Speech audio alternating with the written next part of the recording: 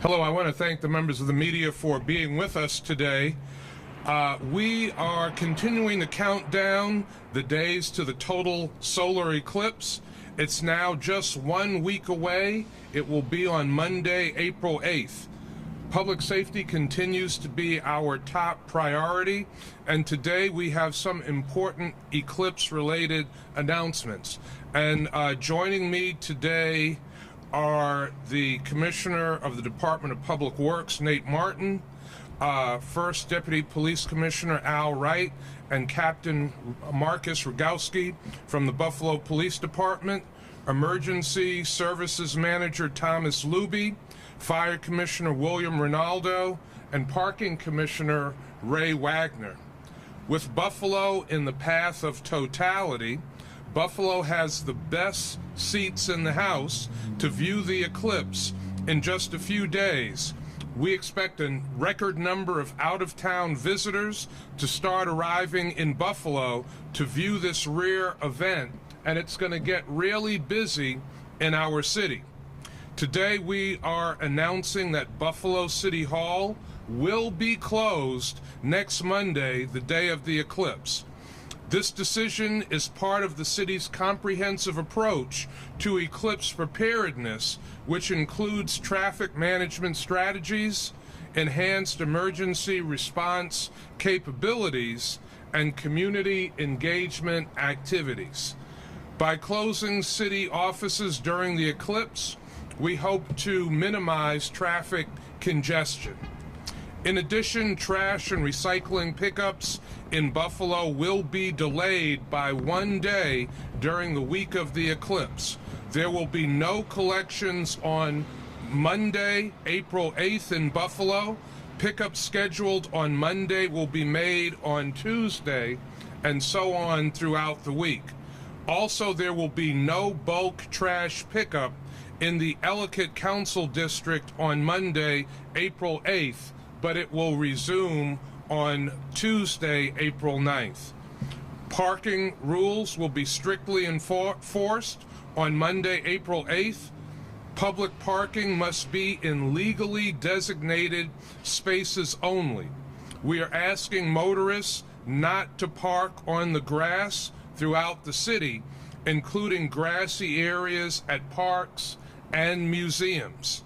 In addition, please don't block fire hydrants, crosswalks, or driveways throughout the eclipse event.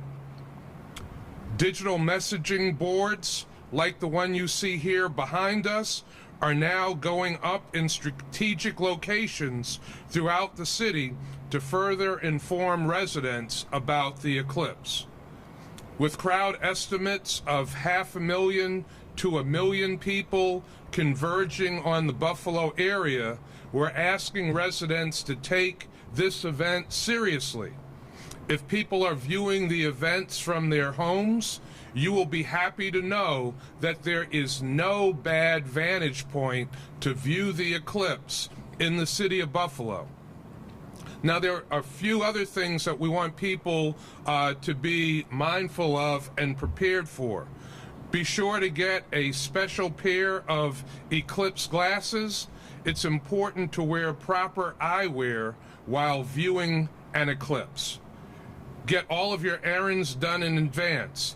This includes going to the grocery store and picking up prescriptions.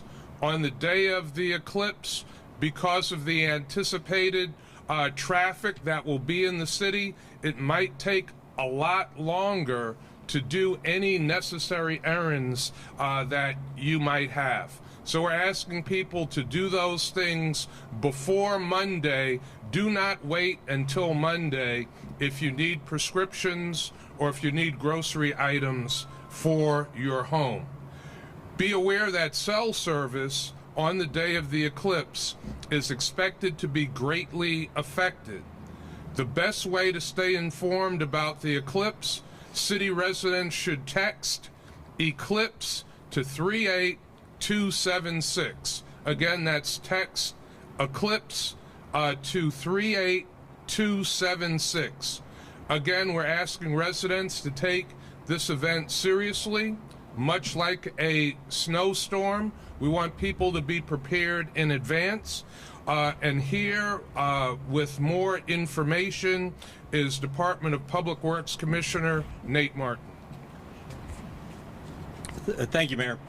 As the mayor said, the video messaging boards, the one behind me, are going up. We've been in coordination with county, state officials through NITAC, and so our message boards are really mirroring what we as a collective group of municipalities and government leaders are putting in place. So ours are going to be going up as well, and again, those will be right in line with what you're seeing on the thruway and other major roadways. So the mayor mentioned the stoppage of service for 1 day, a delay of 1 day on sanitation and recycling.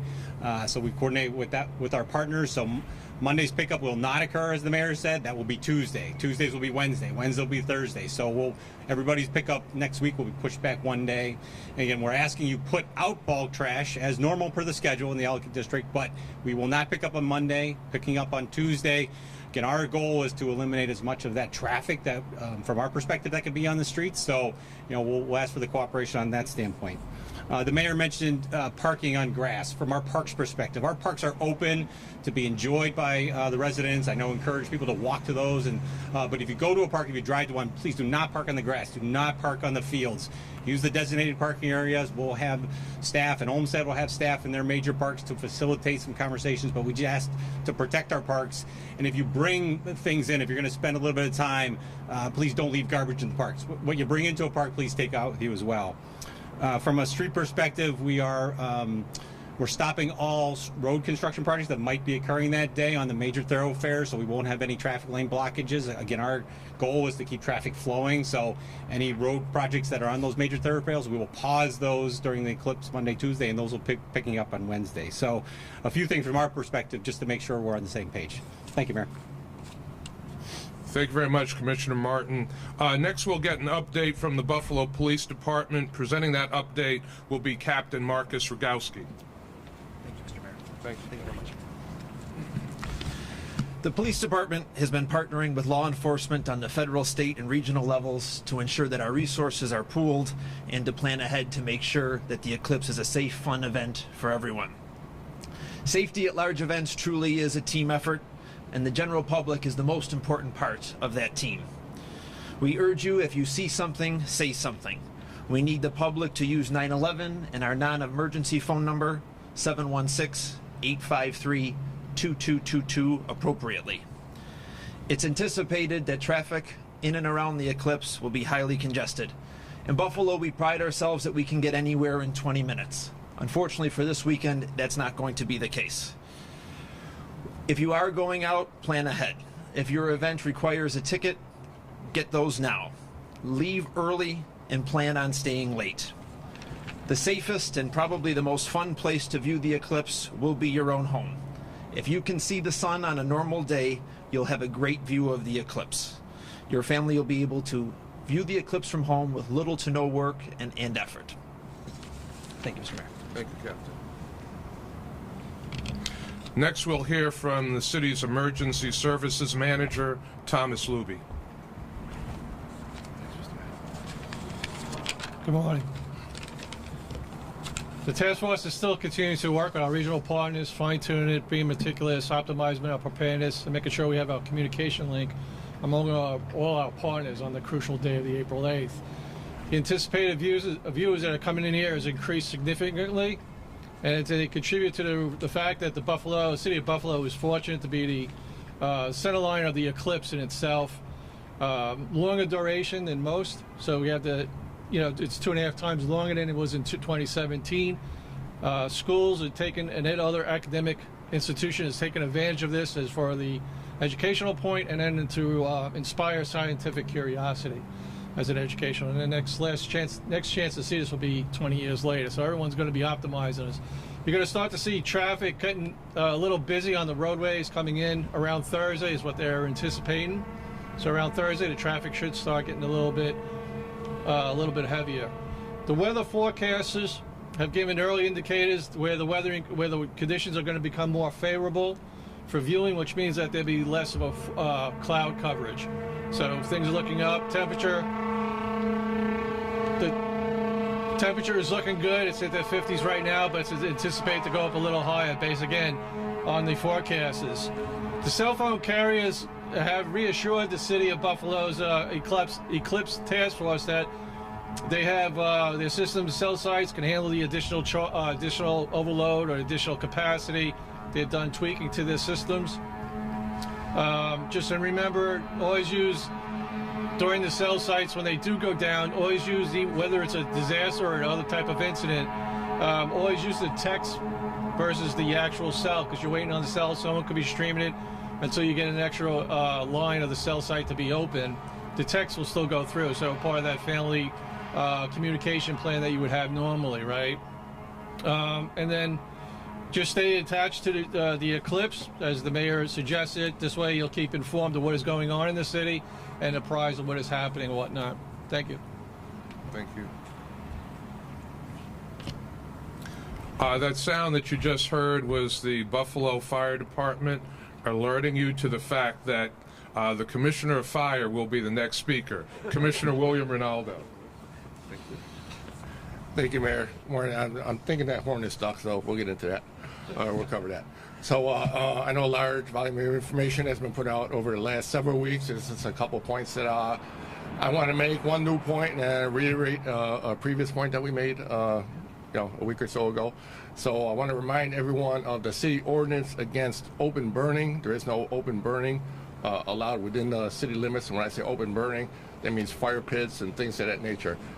Once again, not allowed within the city limits. I know a lot of folks are going to have gatherings, whether their own backyard or some other public place, or maybe the neighbor's yard, things like that, and they may be tempted to have a fire pit to add to the ambiance and things of that nature. So please cooperate when it comes to that. That'll free up our crews and our apparatus to respond to more serious emergencies instead of a call like that, so odor of smoke and things of that nature. Second point, which we spoke about before on the EMS front, as far as please make sure if you take any daily medication that you have that medication on your person, because you may be stuck, and there's a good chance you may be stuck in traffic, in a vehicle or at your viewing place, wherever you chose to view the eclipse from. Okay, so, and there may be a delay in EMS response as well. We're hoping that's not the case, but there always is a chance that it could be. So have that medication. If you take any daily medication, make sure you have that actually on your person, in your vehicle, or at your viewing location. So thank you. And I'll be followed by, I believe, Commissioner Wagner from parking. Right. Yeah, just as a reminder to everyone, kind of what Mayor Brown and Commissioner Martin said, please do not block fire hydrants, crosswalks, driveways. There is no parking on the grass throughout the city. You may notice some signs that we're going to put up in certain areas. Albright Knox will have one, Furman Boulevard, and as well as Olmsted Park. But again, can't stress enough, please don't park on the grass, and when you're traveling, just make sure you're traveling safely during this event. Thank you. We'll now open up for any on-topic questions that the members of the media have. Mayor, how are emergency resources like EMS, police, and fire, are those being pre-positioned in certain areas to respond quicker given the congestion that's expected? What are the plans for that? I'm going to have our fire commissioner respond to that. Thank you, Mayor. Yes, and we are working closely with AMR, our contracted ambulance service, and other agencies and departments, specifically the Buffalo Police Department as well, to make sure, I think I mentioned previously, make sure we have freedom of movement, the roads are clear, and we're able to get where we need to go when we need to get there. So I mentioned earlier there could be a delayed response, but we are really planning for the worst, hoping for the best, and Buffalo Police Department will be key in keeping these avenues open for us. So thank you. And Buffalo Police Captain Rogowski will respond to that as well. As part of the planning that's been taking place over the last couple of months, we've worked to identify staging locations so we can have a portion of each of our resources available in each part of the city.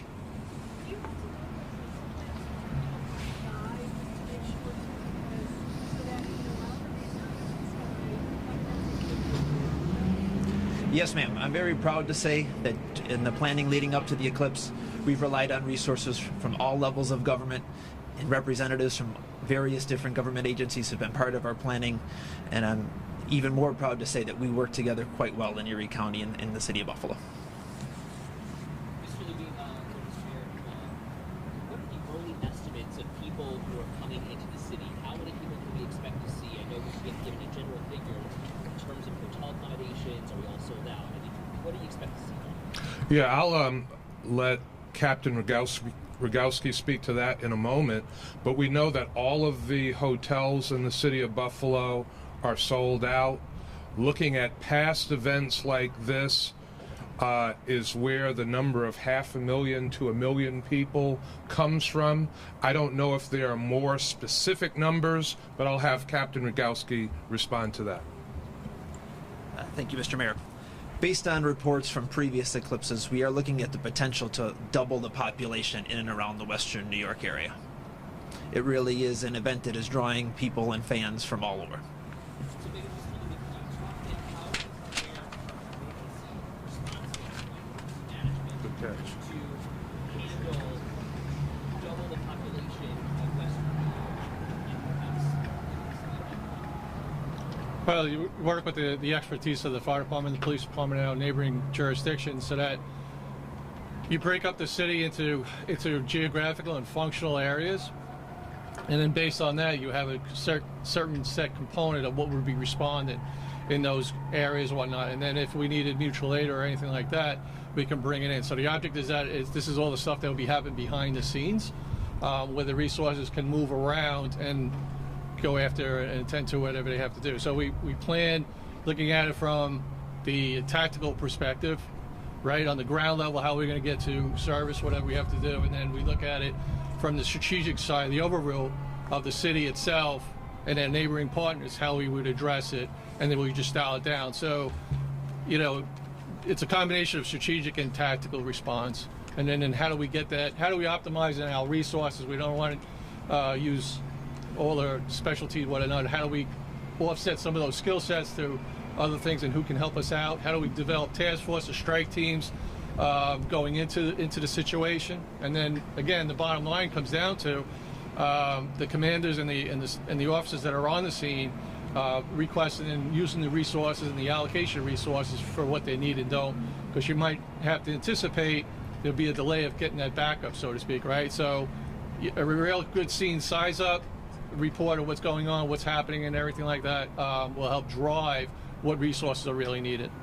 I know a lot's been made about the preparation leading up to the eclipse, but I think another aspect of this is important after the eclipse, when totality is ended. I know there's been a lot of debate of keep people off the roadways, keep people, in place for a while. I mean, if you can talk a little bit more to the preparation of after the eclipse and the hours afterwards, and people exiting the city then and congesting the roadways. So the task force, the Eclipse task force, the city's Eclipse task force, we broke it into 3 sections. We broke it into in the pre-response or pre-planning, which is currently going on right now. This is where some of the resources are being deployed. We're setting up various barriers. We're going through fine-tuning the documents, fine-tuning and being meticulous, and making sure we're having some communication nodes and that interwork and operability going back and forth and versus the actual day, right? So that's going on here. So it's real preparation.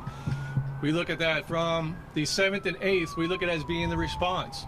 The response is the potential that we might have to, because of the vibe, because of requests of resources, constraints on the emergency services component, the vehicle and the pedestrian traffic might be a little bit affecting our response and our ability to maintain that. We might have to activate the Emergency Operations Center a little sooner so we can coordinate that and provide top cover and resources and allocation of that. As you know, April 8th is also the response. April 8th is what everyone is focusing on, is the total eclipse thing. We went further. We went from April 9, 10, and we looked at the recovery aspect. The recovery aspect is probably going to be worse, or has a little bit more of an impact, because everything that came in here is now going to go north, and now it's going to travel back home through our city and whatnot, which can pose even a bigger problem, because now you have different cars that might have bypassed the city to go to another location. So because of that, the Emergency Operations Center will continue to be open to facilitate, coordinate informational sharing to achieve that thing on it. So we broke the incident into 3 manageable pieces so that we can have the effective response and organizational management that we could do.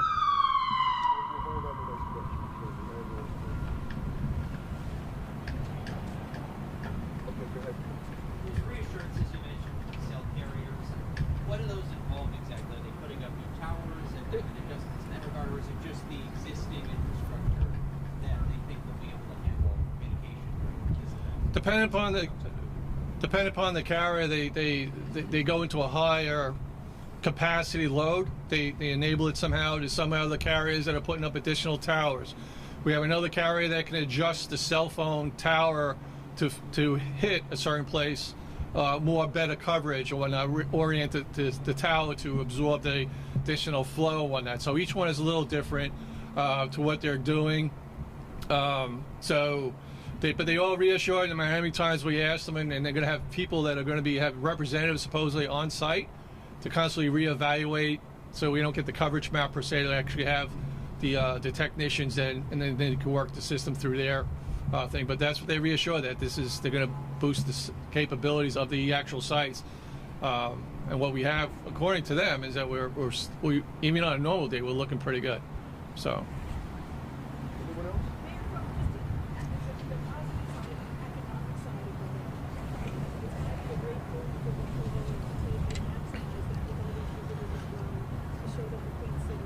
It can be a big economic boost with all the hotels being filled. Certainly there'll be an economic impact there. I know that restaurants, bars expect a lot of traffic. So businesses across the city of Buffalo, and particularly in downtown, are really looking forward to the event. They're doing their preparations as well to make sure that their businesses are operating as smoothly as possible for the event, so that they can maximize profitability. So this definitely can be a profitable event for businesses in the community.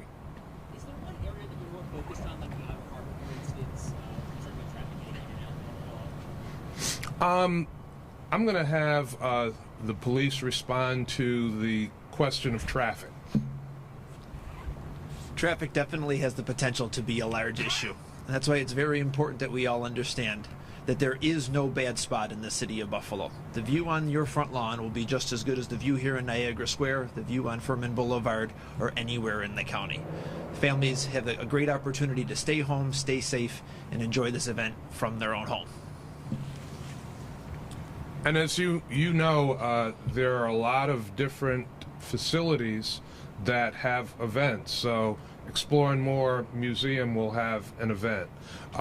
Sail and Field, the Bisons, will have an event. Buffalo State University at Coyer Field will have an event.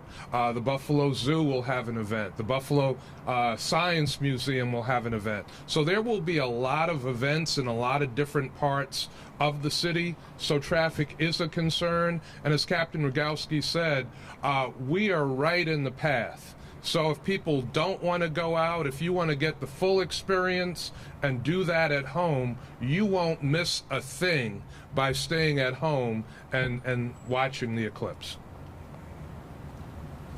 Any other questions that you have before we conclude? What are your viewing plans? I will be viewing it wherever Michelle Brown says I'll be viewing it. Thank you. And with that, we will conclude. Thank you very much.